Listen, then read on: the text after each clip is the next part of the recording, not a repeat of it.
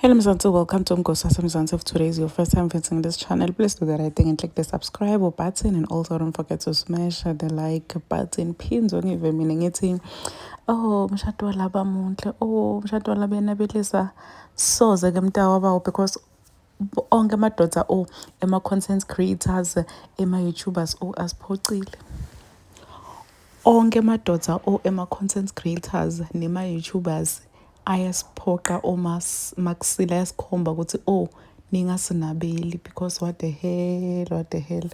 So Khumutso Ramano guys got married. Khumutso Ramano a YouTuber content creator futhi, like she got married late last year.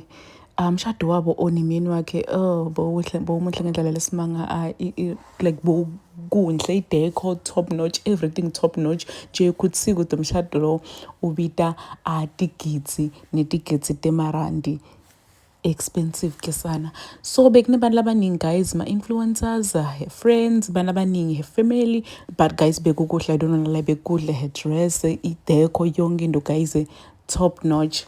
So apparently bekuthiwa vele uGuy uyachitha, hey uGuy uyi-serial cheater, hey atrenda nje lately nje Guy bekaloku nje atitrendela ukuthi hey he's for the streets ke sana, he is for the streets, akadlidile queen obuye ekuseni. Hayi mina ngithi hayi bamsukela Guy abukeka athule, so hayi there's no way ngoba vele mawudumile people will always be like on your case. There's no such thing. Guess what? Turns out the true kesana, and uyabona ukuthi sho ukuthi vele there's trouble in paradise. Khumutso Ramano decided ukuthi, you know what, let me just delete ama-pictures alo muntu lona ku-Instagram yami. Ugirl bekafakile ma-pictures akhe nemini ku-Instagram, ukhiphe kwasani watsalelana akhe yedwa dziniwe girl kuhlazeka ebantwini, wabona ukuthi ngcono ngimkhiphe. So people are now saying ukuthi did they break up, middle of a divorce, or what is happening? Because my content creators, it seems like when it comes to choosing men, they always go for the wrong men labanemali.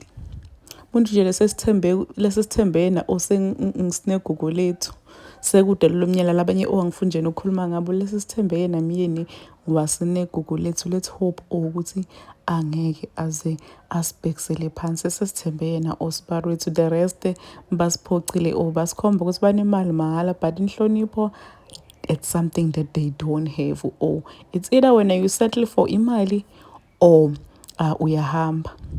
If ubona ukuthi ukhetha imali and tolerate it disrespect. Please do comment what you think below down in the comment section. Don't forget to hit the notification bell so that you can be notified whenever I upload a new video. This is the end of my video. I am signing out. Goodbye.